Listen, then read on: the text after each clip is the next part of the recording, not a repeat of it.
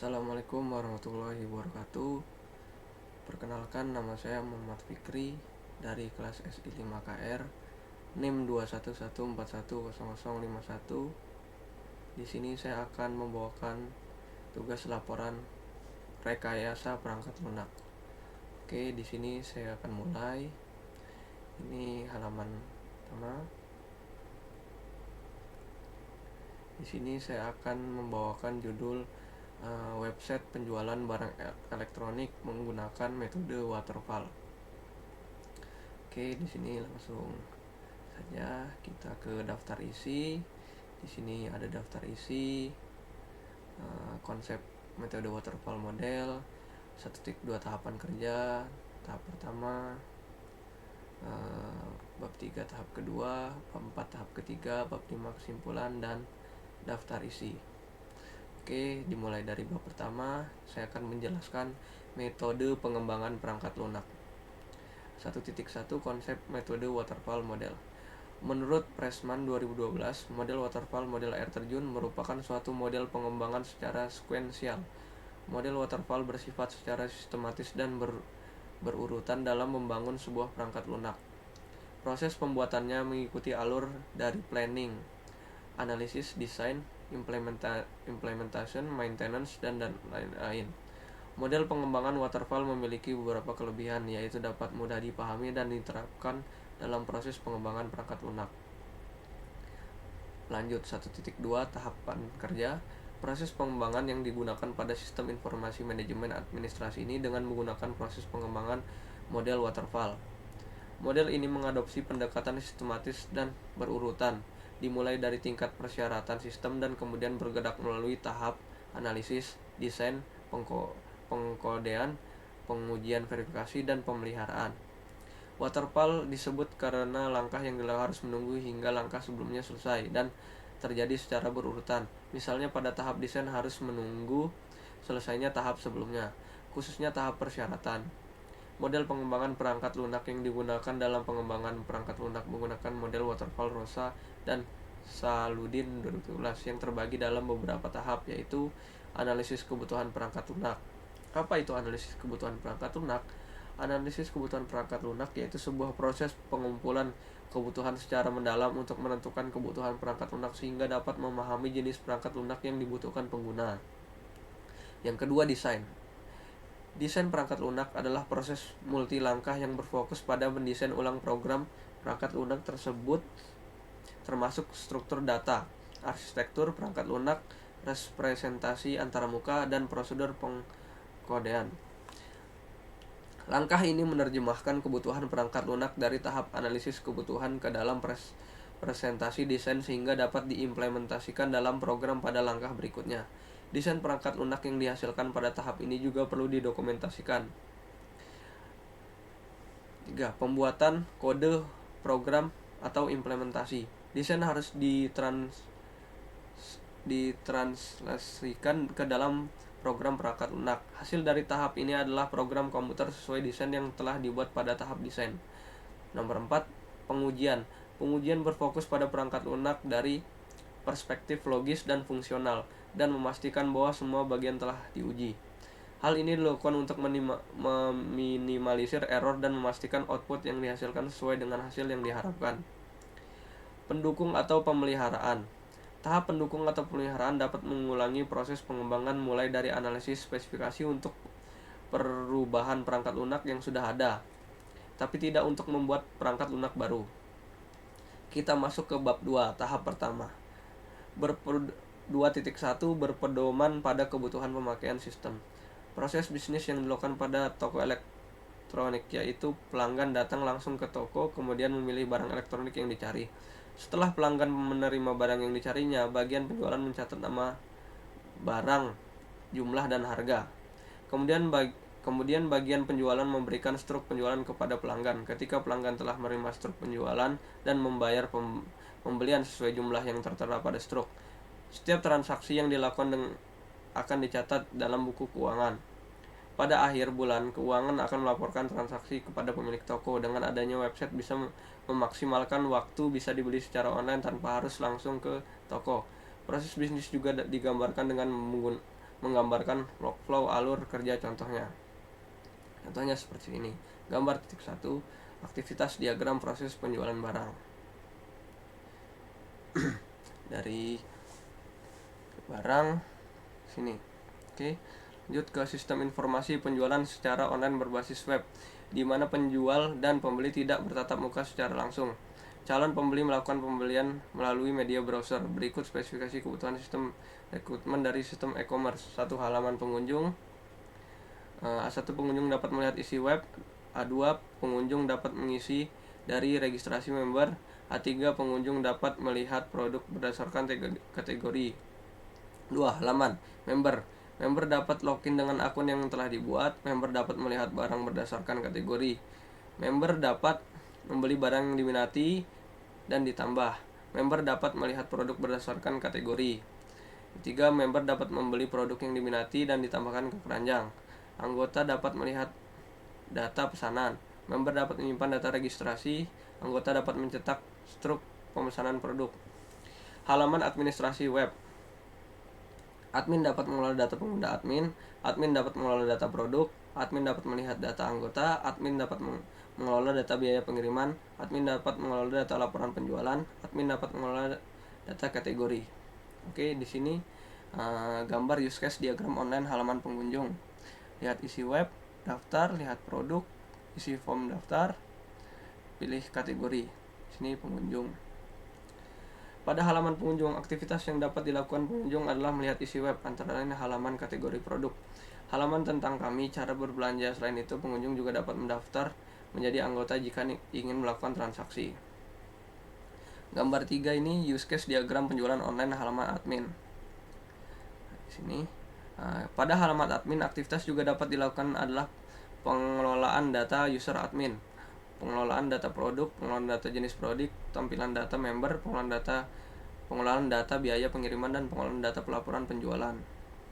Gambar 4, activity diagram online halaman pengunjung. Sini. Pada halaman admin, aktivitas yang dapat dilakukan adalah pengelolaan data user admin, pengelolaan data produk, pengelolaan data jenis produk, tampilan data member, pengelolaan data biaya pengiriman, dan pengelolaan data pelaporan penjualan. Gambar 5, activity diagram admin mengelola data user admin. Pada halaman pengunjung, aktivitas yang dapat dilakukan pengunjung adalah melihat isi web, antara lain halaman kategori produk, halaman tentang kami, cara berbelanja. Selain itu, pengunjung juga dapat mendaftar menjadi anggota jika ingin melakukan transaksi. 2.2 Mengidentifikasi skenario pemakaian atau use case skenario interface user. Perancangan user interface penggunaan ini digunakan untuk memudahkan proses implementasi sistem agar sesuai dengan desain awal yang diinginkan. Use case menggambarkan bagaimana mengimplementasikan setiap use case dalam model use case. Untuk menggambarkan cara mewujudkan suatu use case, kita dapat menggunakan beberapa diagram, antara lain diagram kelas dan diagram interaksi, diagram sequence, dan diagram kolaborasi. Perancangan prototyping ini dibuat dengan menggunakan Figma. 1. Skenario tampilan halaman utama. Gambar 6, use case menu utama. Use case merupakan menu utama. Pada menu utama terlihat keseluruhan menu-menu yang terdapat pada web penjualan. Berikut deskripsi use case menu utama. Tujuan, user dapat melakukan pengelolaan data master pada sistem informasi penjualan. Deskripsi, sistem ini menggunakan aktor untuk mengelola data permintaan mulai dari input, cari, hapus, hingga cetak data. Skenario utama, aktor, admin user. Kondisi awal, aktor membuka sistem informasi penjualan. Aksi aktor, reaksi sistem, admin dan user berhasil login. Sistem akan menampilkan menu home, menu logout, menu data master, menu transaksi, dan menu laporan. Admin memilih data master. Reaksi sistemnya, sistem akan menampilkan submenu data master yang terdiri dari user, admin, akun, barang, customer, dan supplier. User memilih data master. Sistem akan menampilkan submenu data master yang terdiri dari barang, customer, dan supplier.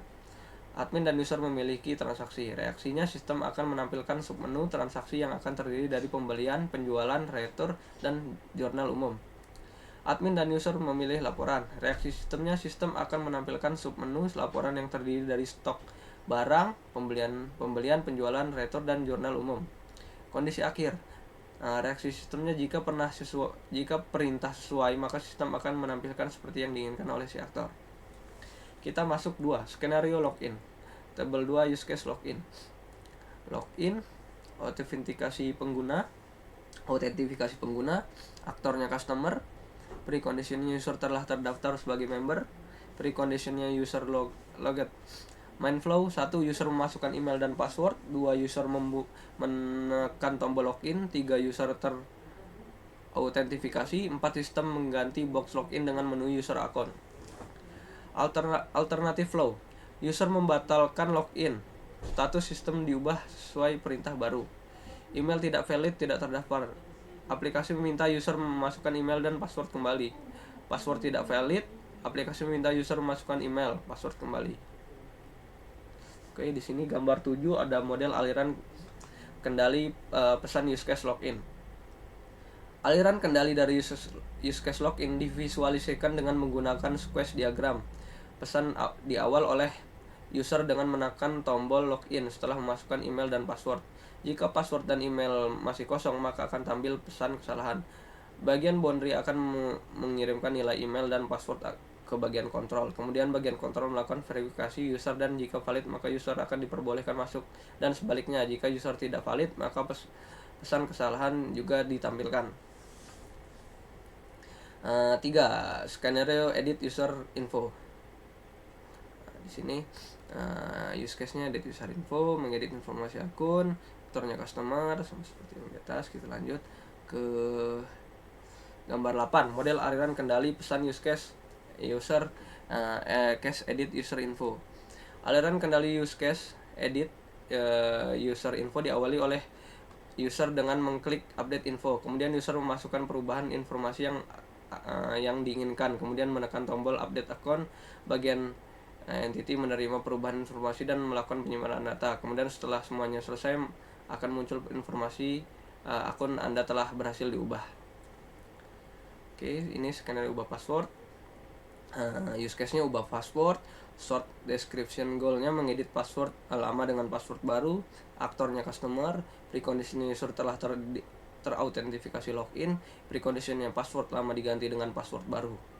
Main flow-nya 1. User memilih menu dengan change password. 2. User memastikan password baru. 3. User memasukkan password baru sekali lagi untuk konfirmasi. 4. User menekan tombol simpan. 5. User menyimpan perubahan password. 6. Sistem menampilkan pesan informasi telah selesai. Alternatif flow-nya user membatalkan perintah dan melakukan perintah lain. Status sistemnya diubah sesuai perintah baru. User logout dari aplikasi. Sistem menghapus variabel sesi koneksi. Exception flow-nya input user masih kosong, pesan kesalahan ditampilkan. Inputan konfirmasi password tidak sama dengan inputan password pertama, pesan kesalahan ditampilkan. Oke, di sini ada gambar model aliran kendali pesan use case ubah password. Aliran kendali dari use case ubah password dimulai oleh user dengan memasukkan password baru dan memasukkan password baru sekali lagi untuk konfirmasi. Bagian inti menerima perubahan informasi dan melakukan penyimpanan data. Kemudian setelah semuanya selesai akan muncul password akun Anda telah berhasil diubah.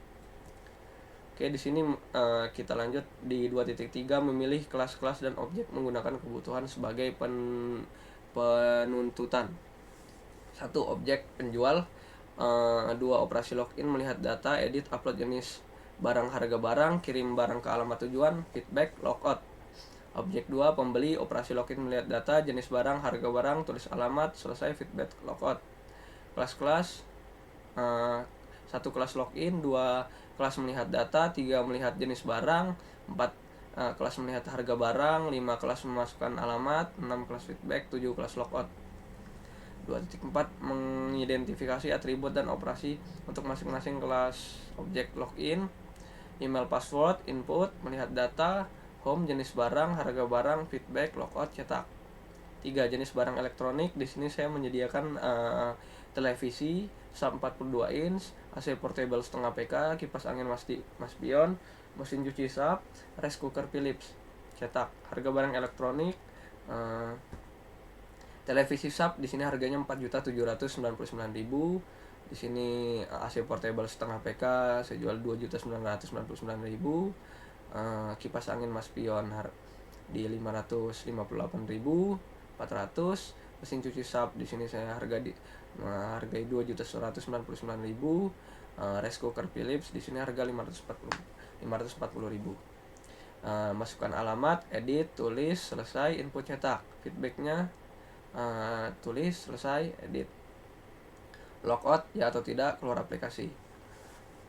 Oke, di sini mengidentifikasi struktur hierarki kelas-kelas. Struktur kelas adalah sebuah spesifikasi yang jika di instansi akan menghasilkan sebuah objek, merupakan inti dari pengembangan desain berorientasi objek. Kelas-kelas yang ada pada struktur sistem harus dapat melakukan fungsi-fungsi sesuai dengan kebutuhan sistem. Susunan struktur kelas yang baik pada diagram kelas memiliki jenis-jenis kelas berikut. Kelas main merupakan kelas yang memiliki fungsi awal dieksekusi ketika sistem dijalankan, yaitu kelas sistem. Kelas yang menangani tampilan sistem merupakan kelas yang mendefinisikan dan mengatur tampilan ke pemakai. Kelas-kelas yang ditampilkan pada bagian ini adalah kelas login, kelas melihat data, kelas melihat jenis barang elektronik, kelas melihat harga barang elektronik, kelas memasukkan alamat, kelas feedback, kelas logout. Kelas yang diambil dari pendefinisian skenario atau use case di utaman kelas login yang terdiri dari kelas input, kelas cetak, kelas input, kelas input cetak, kelas edit, kelas keluar aplikasi. Oke, di sini hierarki kelas-kelas. Susunan yang memperhatikan hierarki dari suatu kelas sebagai komponen dari kelas lain disebut juga subobjek. Adapun hierarki dari kelas-kelas yang sudah didefinisikan dapat dilihat pada gambar berikut. Membangun model keterhubungan kelas dan objek. Kelas login berelasi dengan kelas melihat data. 2. Kelas melihat data berelasi dengan melihat jenis barang elektronik. Ketika melihat jenis barang relasi dengan kelas melihat harga barang elektronik. Kelas melihat harga barang elektronik berelasi kelas masukkan alamat. Kelas masukkan alamat berelasi dengan kelas feedback. Kelas feedback berelasi dengan kelas logout. Bab 2, tahap kedua, di sini ada use case diagram, activity diagram, lanjut sequence diagram, kelas diagram. Di sini penjual, ada jenis barang elektronik, harga barang, pembeli, alamat. Bab 4, tahap ketiga. Nah, di sini hasil tampilan sistem. Tampilan halaman loginnya seperti ini. Tampilan halaman utama, tampilan halaman supplier, halaman satuan jenis data barang, tampilan jenis barang, 6 halaman data barang, 7 halaman barang masuk, 8 halaman transaksi penjualan, 9 halaman form pembelian, 10 halaman cetak laporan, 11 halaman kelola user. Dan di sini hasil pengujian black box. Langkah pengujian: pemilik dan karyawan memasukkan ke sistem. Benar, pas sistem menerima akses login dan berhasil masuk ke halaman utama. Pemilik dan karyawan gagal masuk ke sistem, username dan password salah, sistem akan gagal login dan kembali ke halaman login. Valid hasilnya. 3. Pemilik dan karyawan melakukan tambah upah dan hapus data supplier. Kondisi pengujiannya: pemilik dan karyawan menambah, mengubah, dan menghapus data supplier. Harapannya, pemilik dan karyawan berhasil menambah, mengubah data supplier. Valid. Nomor 4. Pemilik dan karyawan melakukan tambah upah dan hapus dan satuan jenis barang. Kondisi pengujian: pemilik dan karyawan menambah, mengubah, dan menghapus data, satuan, dan jenis barang. Harapannya, pemilik dan karyawan berhasil menambah, mengubah, dan satuan jenis data barang. Valid juga. 5. Barang masuk: pemilik dan karyawan melakukan input atau menghapus barang masuk. Harapannya pemilik dan karyawan berhasil melakukan input atau menghapus barang masuk. Valid. Transaksi penjualan: pemilik karyawan melakukan transaksi penjualan. Harapannya pemilik dan karyawan berhasil melakukan transaksi penjualan. Valid. 7. Mencetak laporan: pemilik mencetak laporan barang masuk, penjualan dan laba. Pemilik berhasil mencetak laporan barang masuk, penjualan dan laba. Valid juga. Mengelola user: pemilik mengelola user, pemilik berhasil mengelola user. Valid juga. Oke. 5. Kesimpulan dasaran. Berdasarkan hasil penelitian yang penulis lakukan, maka penulis mengambil kesimpulan sebagai berikut. 1. Dengan adanya sistem informasi penjualan berbasis web yang diterapkan dalam proses penjualan akan sangat membantu proses jual beli antar penjual dan pembeli. 2. Calon pembeli dimudahkan dengan adanya akses website dalam pencarian informasi. 3. Mempermudah penjualan dalam menerima pesanan dan pembayaran. Hasil pengujian black box testing sesuai dengan yang diharapkan dan sistem dikategorikan layak. Saran. Berdasarkan kesimpulan dan analisis yang telah dilakukan, maka penulis sarannya itu membuat fitur pembayaran otomatis dengan API agar admin tidak perlu melakukan checking terhadap pembayaran user. Saran disusun berdasarkan temuan penelitian yang telah dibahas. Saran dapat mengacu pada tindakan praktis pengembangan teori baru dan teori penelitian lanjutan. Baik, itu saja yang bisa dapat saya sampaikan. Kurang lebihnya mohon maaf. Wassalamualaikum warahmatullahi wabarakatuh.